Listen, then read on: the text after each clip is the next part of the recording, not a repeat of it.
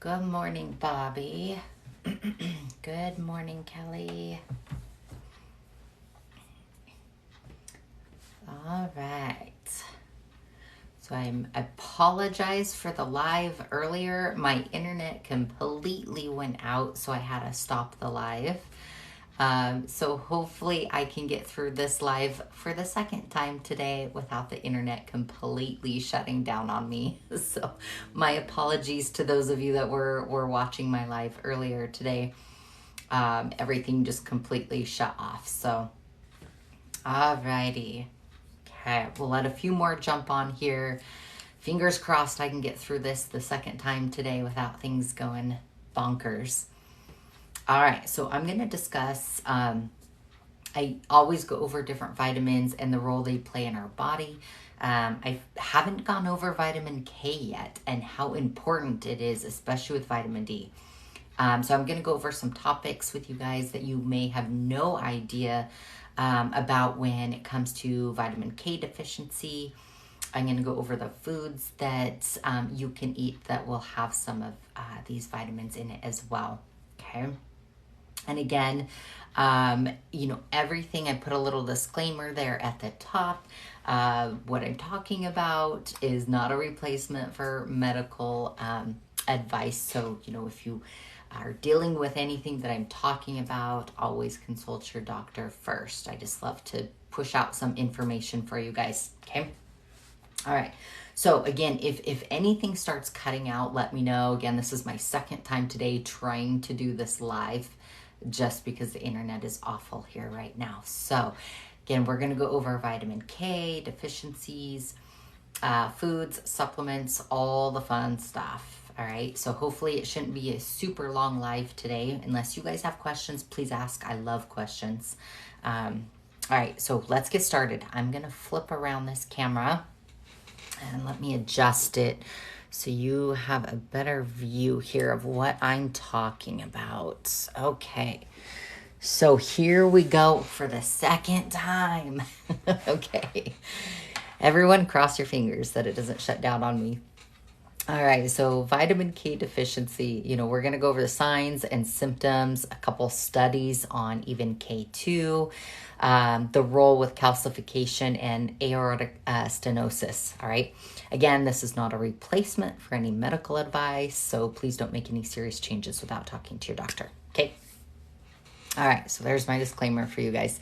Many years, vitamin K really, it's been known for its role as like a cofactor. It helps with calcium, okay? And with that, it also helps with the regulation of blood clotting, okay? So there is, another thing that I'm always mentioning with you guys as well too, is how our food is being stripped of all the vitamins, the minerals. We are not getting the proper nutrition. And there's a lot of increasing evidence with this, that our Western diets and the way our food is being produced is leaving us more prone to different nutritional deficiencies. All right. So this is why I like to talk about vitamins so much and our deficiencies, because it is critical to a lot of chronic diseases going on. Okay. So maintaining a diet in whole foods, we all know that's going to be best. However, it's not always the case. Vitamins are essential nutrients, and these nutrients are essential to maintain life and maintain many chemical reactions that our body needs to produce different life-sustaining proteins, okay? So again, with vitamin K, it's always been a cofactor with vitamin D, right? Now, I'm going to go over 3 different types of vitamin Ks, K1, K2, K3. K3 is not available to the public, all right?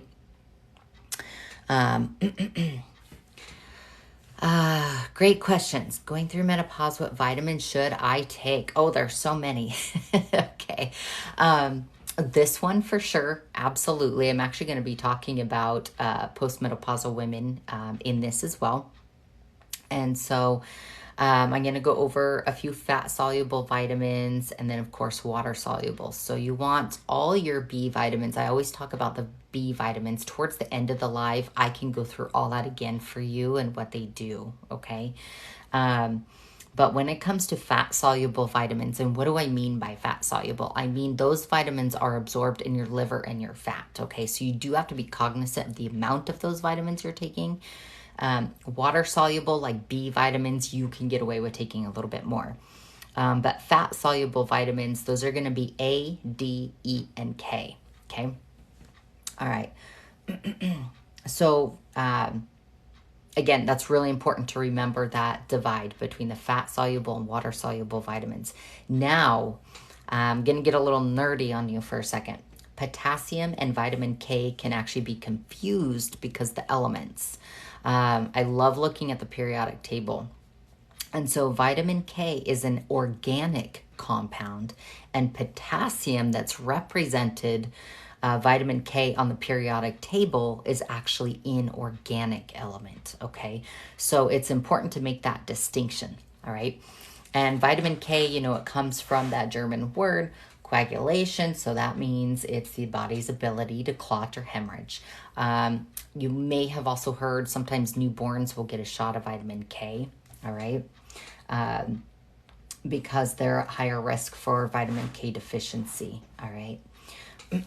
So our bodies actually do not store large amounts of vitamin K. So the quantities of vitamin K that it doesn't store, the body actually uses that very quickly, all right? So that means that we have to add vitamin K from our diet or a supplementation, okay? Vitamin K is also a cofactor for the production of many substances and proteins in the body. Very, very important. Again, when it's talking here, like in this particular article here, not till recently, it was learned that vitamin K, mainly K2, that actually helps with vitamin D. That's why I'm always saying if you're taking a vitamin D, you need to have a K2 with it, okay? So vitamin D gets the calcium into the bones, and to keep that calcium out of the arteries and organs and joints, okay? So that's how they work hand in hand together, all right? And so vitamin K will strengthen the bone, and it actually reduces those risks for osteoporosis, bone fractures, a few other things I'm going to go over with here in just a second, all right? So those problems are essential for maintaining adequate coagulation, getting that K into your body, all right, as well as normal levels of calcium. So vitamin K plays a huge role in disease, like I mentioned, osteoporosis, vascular calcification, osteoarthritis, even some cancers, and cognition. So again, the vitamins that are part of the K group, it's going to be K1, K2, and K3. So right here on NCIB, this article, it's going over K1, K2, K3, okay? So K3 is actually synthetic, all right? And it's currently being studied for different cancer treatments, and it is not available to the public. Now, vitamin K also helps the body utilize and strengthen our bones, all right? Hence why it works so well with calcium, vitamin D. And also, researchers, through all this research here that I've been reading, it's found that people that have higher vitamin K, of course, they're going to have a great bone density, and then just the opposite with a deficiency in that, all right? Vitamin K may also help with postmenopause. So those of you that are going through this, it's going to help prevent fractures. It's also going to help male and female athletes because vitamin K actually activates a protein called osteocalcin, all right? And so osteocalcin plays a role in your bone formation and mineralization. Now, osteocalcin is the most important protein found in the bone after collagen. We're all very familiar with collagen, right? Many of us take collagen. All right. And so it's produced by cells called osteoblasts. All right. So osteocalcin, it also acts, get this, you guys, it also acts as a hormone to adjust your insulin and glucose levels in the body. That is huge. A lot of people don't know that. They don't understand that that actually helps with your insulin and glucose. We just automatically go to assume, you know, it's going to help with osteoporosis and things like that. Hello, how are you? So it also increases your testosterone, and it aids in your muscle strength, your cognitive function. All right. So when we have a deficiency in the K vitamins here, I'm not going to go over K3. I just put that one up there because I wanted to explain what K3 was. So like K1, K2. You're going to have those malabsorption issues, all right? So you're not able to absorb enough vitamin K from your diet. And those that actually suffer from like alcohol abuse, general malnutrition, malabsorption, liver, gallbladder, celiac disease, cystic fibrosis, those deficient in K can be given long-term antibiotics. So let me explain. I want to go over the antibiotics here with you guys and what it does to the body. Let me see here. I have so many websites pulled up for you guys. There it is. Okay. Perfect. This is the one I wanted to go to. Okay. So let's go over possible interactions here for sure. All right. So when it comes to those deficient in vitamin K that are given antibiotics, what happens is those antibiotics deplete the very bacteria that are responsible for producing your vitamin K in the gut. Now remember, our gut is 80% of our immune system there, okay? So when you have stuff going on there, it's gonna wreak a world of havoc, okay? Yeah, vitamin K, it's still under tests and studies. It is not available to the public. Yep, because they were testing it with cancer patients. So even some patients with Alzheimer's may be at high risk for the K deficiency. And so when it comes to that lower amount of vitamin K in their diet, that's what's happening there. So there's a lot of different things going on. And when it comes to those antibiotics, like I mentioned here, it's giving a few names of some antibiotics that could play a big role in the interactions with vitamin K, all right? So always talk with your healthcare provider when it comes to adding some vitamin K in there, okay? Always. But when you're taking a D vitamin, you always want that K2 with it, as I explained earlier, all right? So we've got several different antibiotics here, medications that actually play a role in stopping that absorption. It blocks that vitamin K absorption, all right? So really important to understand that. Those of you that follow my lives and all my videos know that when I talk about insulin resistance, when you are insulin resistant, your body blocks you from absorbing these vitamins and minerals, okay? And so you can have a lot of deficiencies in these vitamins and minerals, especially if you're dealing with any type of hormonal issues like PCOS, PMS, indicating any type of low thyroid, things of that nature, Cushing syndrome, hyper, things of that nature, all right, plays a big role. So blood thinners, that's a great question. When it comes to blood thinners and vitamin K, so again, it depends on if you are deficient. You know, if you are deficient in that, if you're taking, say, for example, any type of medication that's going to block that, you're going to want to be careful with that. Blood thinners shouldn't wholeheartedly play a role. But you probably, if you are taking that vitamin K and you're doing it over the counter without talking to your doctor, mention that to your doctor, go over with them, especially if you're on a blood thinner. All right, that's going to be important. Again, vitamin K is a fat-soluble vitamin, so you want to be very cognizant of how much you're taking on a fat-soluble vitamin. And again, those fat-soluble vitamins are A, D, E, and K. And so those ones, they absorb with your liver and they absorb through your fat. So when you're doing like a water-soluble vitamin, like all the B vitamins, you can take a little bit more of those and it's going to be okay for the body, okay? So that's all right. So when it comes to these being fat-soluble vitamins here, let me show you on this study. Let's see. And this is NCBI. Where did I see that here, guys? There we go. Okay. So again, vitamin K is the name given to the group of those fat-soluble vitamins. All right.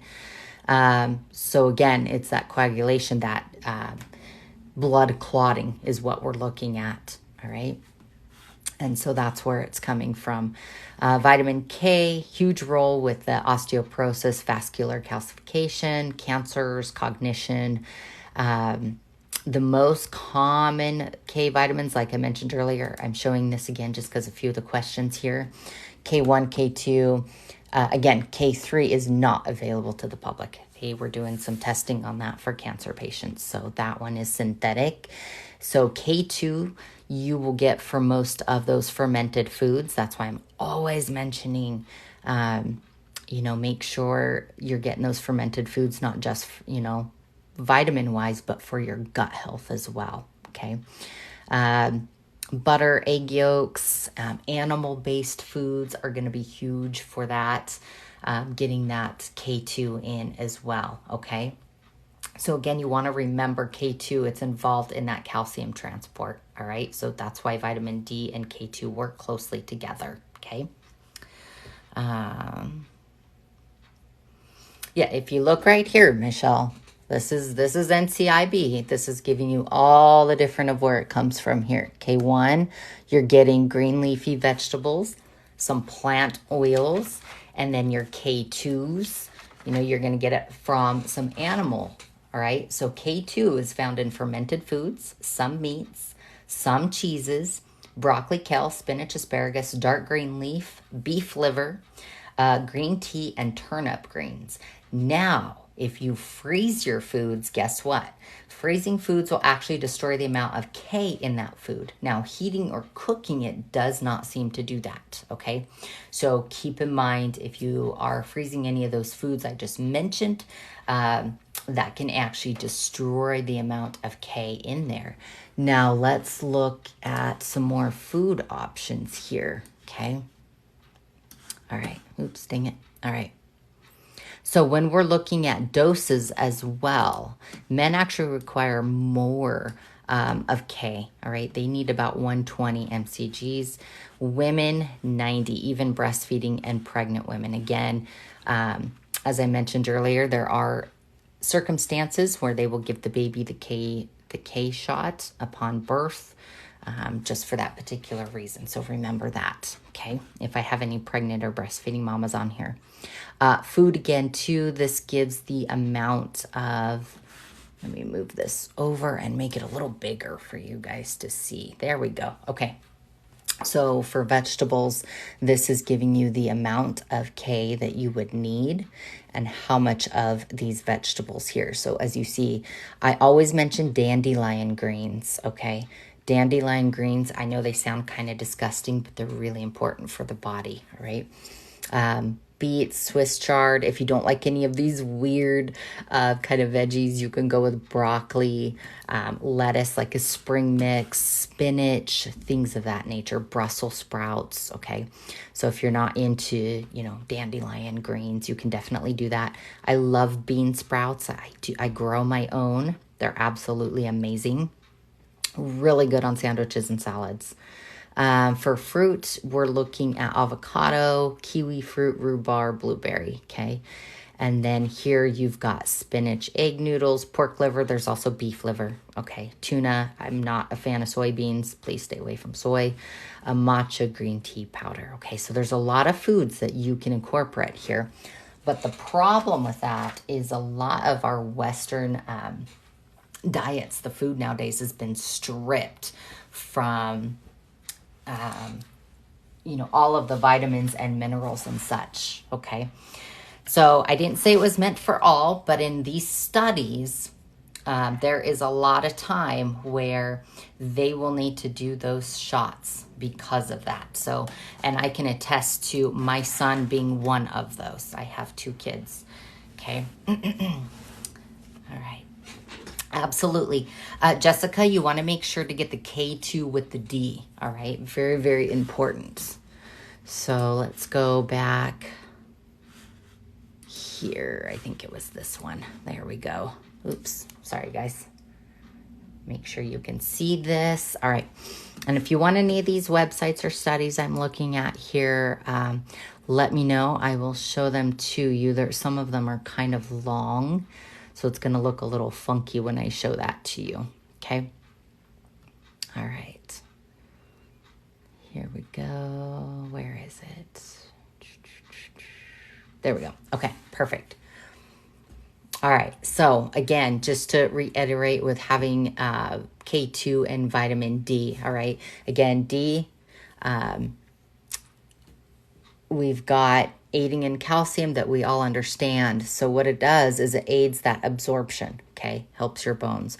But recently, vitamin K, particularly K2, actually assists vitamin D to get that calcium into your bones, and it keeps the calcium out of the arteries, organs, and your joints. So again, it's really important to have these two together. So one of the products that, so you guys that follow me know that I talk a lot about balance, what's in balance. You're very welcome. And what's in that Unimate. But right now they are pushing, they're giving away this Bone Fortify here. And so I wanted to show you the ingredients in this. So see how it has the D, it's got the D3 and then that K2. So again, really important to have, all right? I absolutely adore that product and it tastes amazing. So again, we're not able to get a lot of our nutrients from our foods today. So we really have to look for outsources with this, all right? Oops, why is that? Sorry, guys, I'm not sure why. There we go. That was weird. Sorry about that. Yes, they do. They do a really bad job kind of differentiating through that. If you go to, Michelle, if you go to illicit.org, you'll actually be able to find some pretty good studies, but there's also some peer review papers done on there. That might be something that you would be interested in going and checking out. I love going to their website and doing a lot of my research. So that might be something that you'll like too as well. Okay. Okay. So I am always talking about B vitamins. I haven't even touched on K yet. So that's why I decided to bring up vitamin K today and how important it was, what it did for the body. And again, it's not just all about, bones and, osteoporosis and things of that nature and preventing fractures, okay?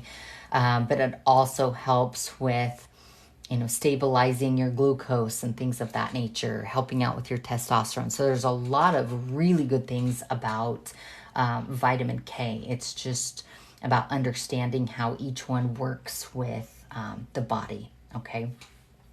All right, so let me go over, I'm going to go over some of the other vitamins with you because I did have that question today of, what vitamins do I need to take if I'm menopausal? And so I want to go over this with you guys. And so a few of the supplements that I do put into my everyday nutritional routine has all of these vitamins in it. As I just showed you that Bone Fortify, that is one of them, okay? The other ones I'm going to talk about are going to be the Balance and that the Yerba Mate, the Unimate, right? I want to go over exactly what is in those and how those vitamins also interact with your body. Okay, so I'm going to pull up the supplemental page here and I'm going to go over each one. Okay, so let's talk about zinc first here. All right, so we've got 2.3 mgs on zinc here. So zinc, that's like the glue that holds your DNA together. Zinc is the #1 trace element on the insulin molecule. It's also the 6th most abundant element in the brain. All right, so if you have a deficiency with zinc, typically you're going to see the little white spots in your nails, okay? Now, one that I absolutely adore that a lot of people are really unaware of what chromium really does. So chromium is going to be your master regulator of insulin. All right, it's potent metabolic hormone that's involved in your protein, your carb, and your fat metabolism. As we age, chromium decreases, so we really have to replace this on a daily basis. Now with chromium, that helps functions in the body with your metabolism of glucose, your neurotransmitters, your brain function, insulin performance, thyroid function, and hormone balance, okay? So as you'll notice a trend with all these vitamins, it kind of relates to like your insulin levels, your metabolism, things of that nature, okay? So it's very important that if we're not getting enough of those foods, or because our foods are being stripped from all these vitamins and fibers, that we are actually supplementing to get them in, okay? All right, so let's talk about B2 here. Again, the B's are water soluble. So B2, again, energy. We're also familiar with B. We think just energy, right? That's not the only case. Cellular function, growth, development, metabolism of fats. This is going to be huge. We really need that B2. Same with B3. Again, B3 is another water soluble because it's a B. And so all of our tissues in the body absorb niacin or B3 into its main metabolically active form. So it's really critical for your cellular functions. When you have a deficiency in this, you're going to notice like headaches, fatigue, depression, memory loss. All right. So now let's talk about B1. Now, critical role in your energy metabolism. Okay. Growth, development, function of your cells. And also it serves an essential cofactor for 5 enzymes that are involved in your glucose, your amino acid, and your lipid metabolism. Guys, they're all kind of coming together. Are you kind of seeing the trend with all these vitamins here and what they do in the body? Okay. Now B6. I have a deficiency in B6. I'll explain why in a second. So B6 has an involvement in more than 100 enzyme reactions, mostly concerned with your protein metabolism. There's that metabolism again. Cognitive development, immune function. Now, when you have a deficiency in B6, kidney diseases can actually cause a B6 deficiency. And so that's where I got my deficiency as a young child. So you'll notice I have a lot of scaling, cracked lips, in some of my videos or doing the lives. Not always. I have better days than others. You can also have a weak immune function, confusion, and depression, and a swollen tongue if you have a deficiency in B6, okay? Now let's go over calcium carbonate. What is the difference between all these different calciums out there? And again, I just talked about calcium and vitamin K. So the difference between the calciums is actually the form that they contain. All right. So calcium carbonate, this one in particular, is going to be best when it's taken with food.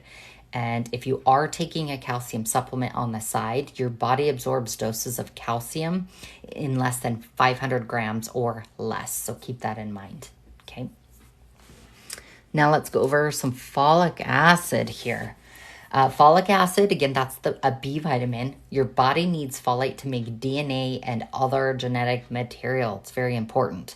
Your body also needs folic for your cells to divide. And if you are deficient in this, you're going to feel the weakness, fatigue, trouble concentrating, irritability, headaches, heart palpitations, and shortness of breath. Okay.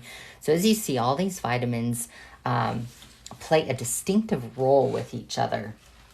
Now, I wouldn't mind going over, let's go over vitamin A here with you guys. Let me pull everything up. I have a huge list of lots of stuff I want to go over with you guys today, but I was trying to cut my live a little short until my live this morning took a dive on me, okay?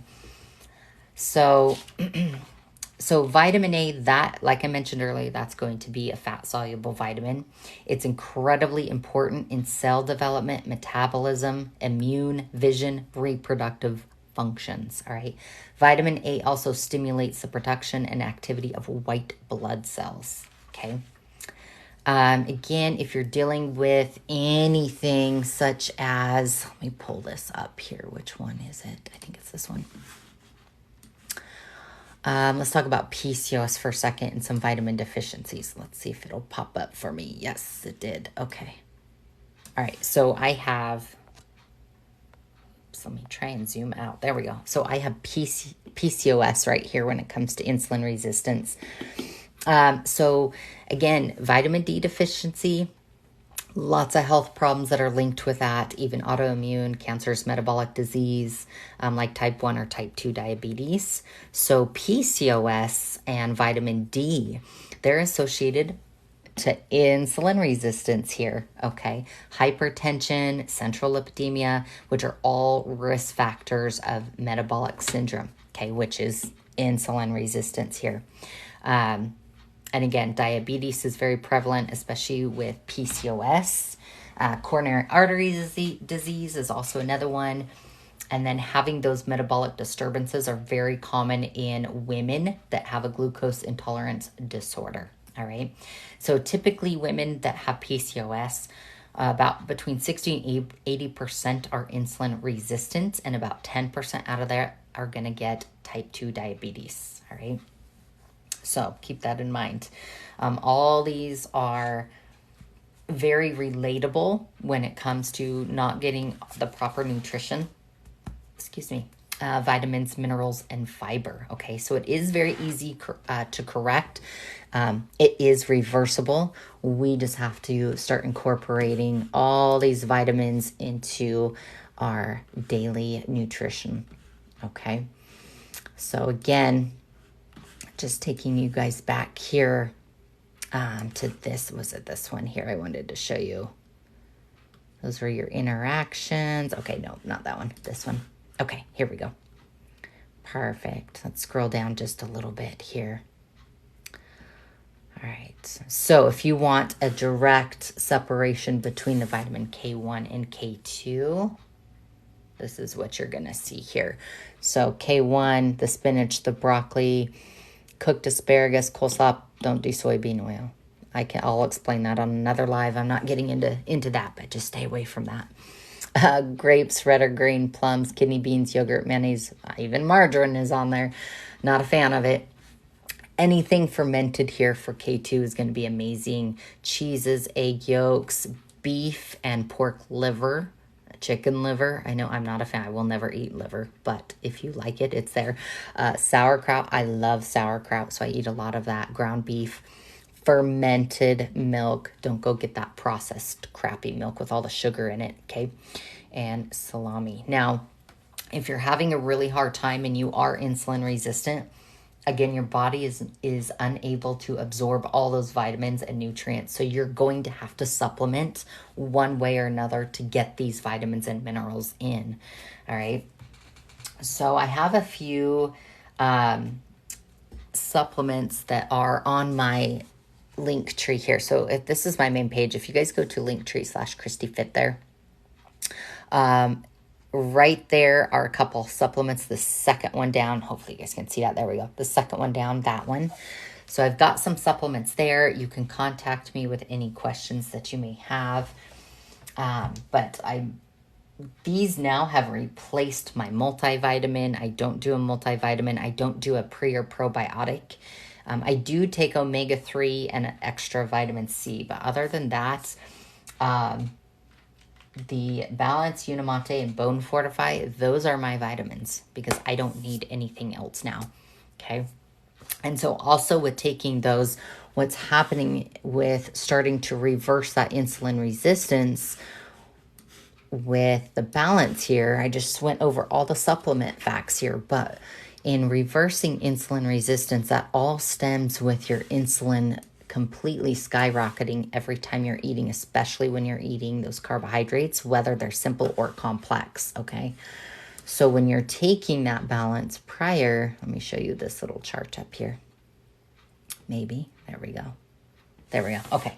So when you're taking the Balance, what happens is it helps to keep the insulin levels lowered because with those fibers in there, what's happening is it's slowing down that absorption, all right? When you have a soluble fiber and you mix it with water or your bile acid, it forms a gel-like substance. It expands in your belly, all right? So it's putting basically a protective coating around your stomach, all right?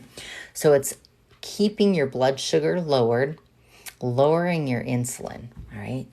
But it's also delivering all those B vitamins, the calcium carbonate, the folic acid, the zinc, the chromium into your body that we need to get back, all right? When you are not incorporating all those vitamins, minerals, and fibers into your body, and you just keep with your normal routine, whether it's healthy food or not, what's happening is Your insulin levels are raising, they're staying elevated, your blood sugar's elevating, and then you're having a major crash, all right? So that's going to trigger hunger, irritability, depression, things of that nature when you have that blood sugar roller coaster going on, okay? So again, what this is doing is it's balancing out those blood sugars, all right? It's delaying that breakdown of food into glucose, right? It's also helping to restore our hormones. Leptin is one of them. Leptin is a hormone in our body that is our natural portion control. It's saying, hey, we're full, let's stop eating, all right? And so what happens is we have two kind of burners for energy. We have glucose and ketone, meaning sugar or fat, okay? So what happens is we're trying to flip that switch over to be a fat burner, ketone burner, right? We want to tap into that stored fat. But when your insulin levels are so high all the time, okay, what's happening is you're not tapping into that stored fat, all right? You're adding to it, and that's all you're doing when you have insulin resistance, okay? And again, fiber has many beneficial roles, not just cholesterol. It does help with certain cancers, diseases, heart diseases. University of Harvard has a study with those, with cancer, heart disease, diverticulitis, things of that nature, okay? So I recommend you guys go check that out. When you are in that fat burning mode, again, our insulin is low. So now our body's fat cells begin to actually release those free fatty acids as a source of energy. So it's kind of like this here. Let me show you a diagram. Let's show you here. Okay. So insulin, oops, there we go. So insulin here, insulin is the key to our cells for letting in the glucose, all right? So insulin unlocks that little channel to let glucose in, all right?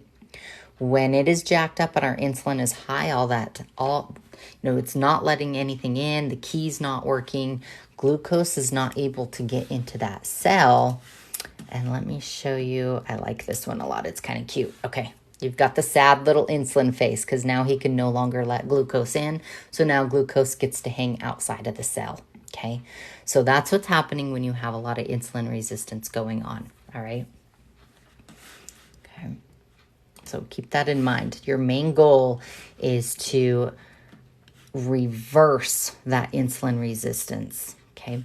And some other names that you may have seen it, oops, that's not the right one. These are conditions, sorry. I guess I can't go over this with you. When you have high insulin all the time, you're going to see a lot of different things, especially being deficient in all those vitamins that I'm talking about, your B vitamins, your K, your D, all of that, all right? And so, but you can also develop type 2 diabetes, hypertension, PCOS, non-alcoholic fatty liver disease. I always talk about non-alcoholic fatty liver disease, sleep apnea, cardiovascular disease, and certain cancers, okay? So there's a lot that stems from being insulin resistant there, and we can reverse that. This is the one I was looking at. There we go. So other names that you may have heard it called, so if you've ever heard your doctor or anybody else talk about any of these, Syndrome X, I talk about Syndrome X, cardiometabolic syndrome, cardiovascular dysmetabolic syndrome, insulin resistance, there it is, metabolic syndrome, beer belly syndrome, Raven syndrome, all right? Those are all linked. Those are all other names used for insulin resistance, and they're linked to many, many different diseases, all right? So let me show you a chart here with all the diseases. All right, so we've got all of our diabetes here, cancers, coronary artery disease, hypertension, kidney failure, blindness, erectile dysfunction for men, neuropathy, Alzheimer's disease, PCOS, fatty liver, cholesterol, obesity, all right? So there's a lot of different diseases that are associated here with this. And you guys remember, if you are insulin resistant, you are not able to absorb all those vitamin minerals that I keep talking about on my lives, okay? So you have to start reversing this in order to get your body to absorb all these critical vitamins here that I keep talking about, all right? And today, the main topic was vitamin K. That was a big one for me today because I always talk about B vitamins, right? And so I wanted to make sure you guys understood the importance of vitamin K with this, all right? Let me push over to this one here. And just like certain medications play a role with not being able to absorb vitamin K, guess what also plays a role with certain, nope, wrong one. Oh, I think it was this one here. There we go. I have 20 different windows open. I swear, I just tons of information for you guys. Okay, so certain medications can actually cause insulin resistance, just like certain medications can interact and block vitamin K, right? So there's a lot of different things going on here. Those medications that can actually cause insulin resistance could be some steroids, blood pressure medications, certain HIV treatments, some psychiatric medications. If you are on a statin, this is also one that can cause that as well too, okay? So being on a statin, especially if you're a postmenopausal woman, that can actually increase your chances of becoming diabetic by 50%. And let me show you one of the doctors that goes through all of that with statins is Dr. Benjamin Bickman, Why We Get Sick, okay? And he talks about insulin resistance heavily in that book. So I recommend going to read that book. But we also have some hormonal disorders that can cause this insulin resistance as well, okay? Cushing's syndrome is very common. Hypothyroidism is very common. There's also genetic conditions. I will not go over genetic conditions. So if you guys want to read this yourself, you can go to clevelandclinic.org, health, diseases, and insulin resistance, all right? And you guys can read this yourself. But those are just the two most common hormonal disorders I see that causes that insulin resistance, all right? So be cognizant of that too. Not just medications, not just insulin resistance. We have a lot kind of pushing against us when it comes to our health, okay? And mind you guys, you don't have to be somebody that is overweight to be unhealthy. I work with tons of clients that actually lead a pretty healthy lifestyle on the outside, but on the inside, they're really not very healthy. And that was me a couple years ago, okay? So keep that in mind. Yes, the book, Why We Get Sick by Dr. Benjamin Bickman.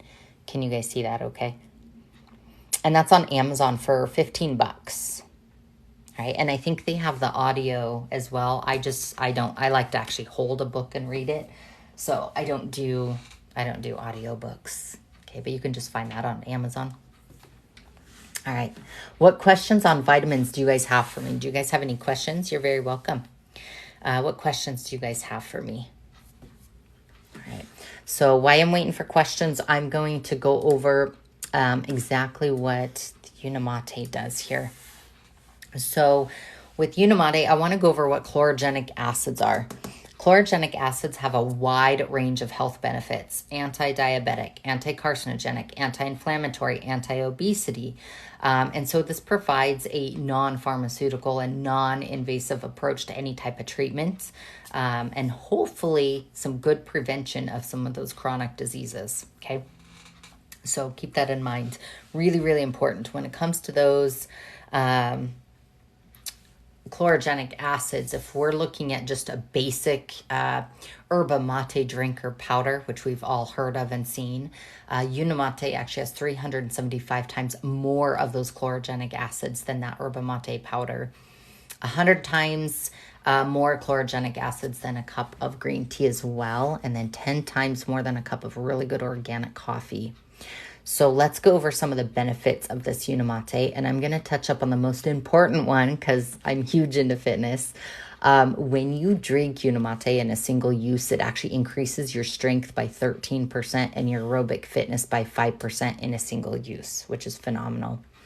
Now, I talked earlier about the two different types of burners. You've got the glucose, ketones, sugar or fat. That's basically what it is.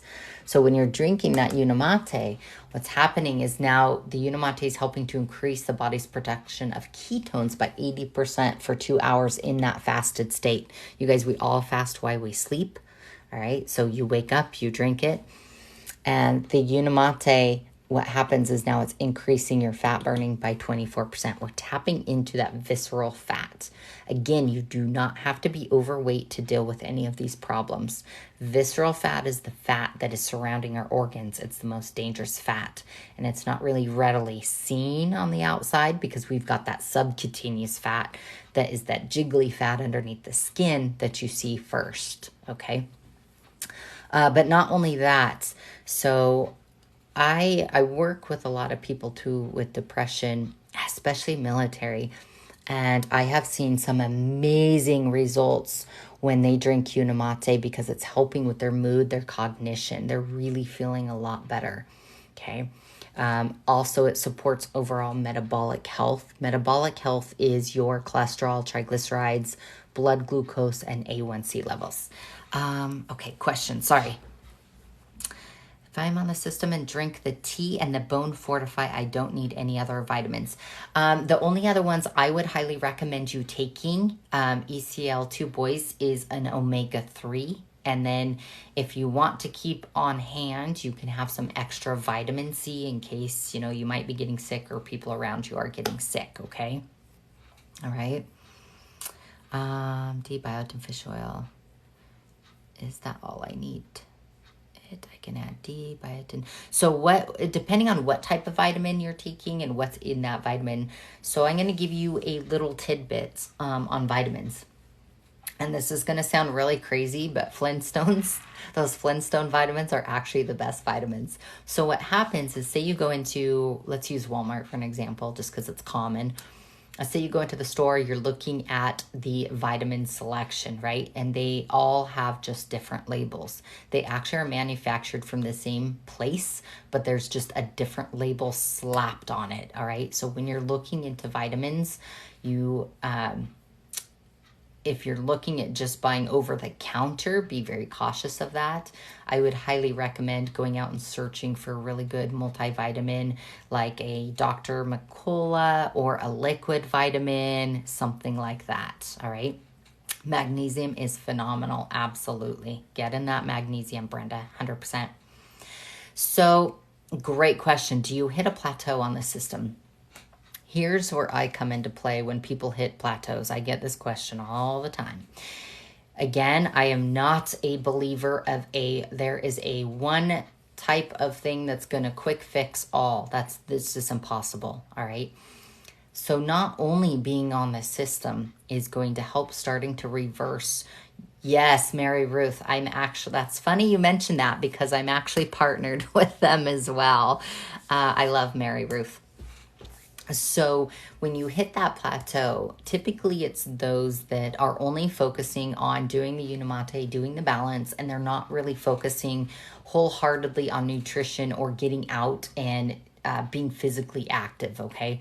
So when it comes to nutrition, because I'm a holistic nutritionalist, I can help in that area as far as, you know, what foods do we need to switch out?